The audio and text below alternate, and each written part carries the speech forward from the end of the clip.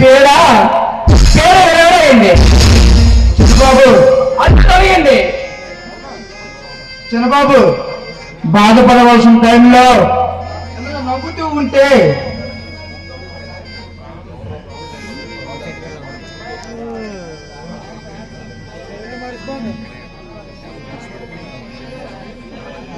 మీ ప్రేమ స్నేహితుడు చెప్పి బాబు, వాడా ప్రేమ స్నేహితుడా, వాడా ఆ ముప్పద్రోహి. చిన్నబాబు గారు, మీరు ఎంతగా మారిపోయారు. నేను మారలేదు వాడయ్యా, నేను నమ్మిన వాళ్ళని మోసం చేసి నన్ను ఎలా మార్చారు.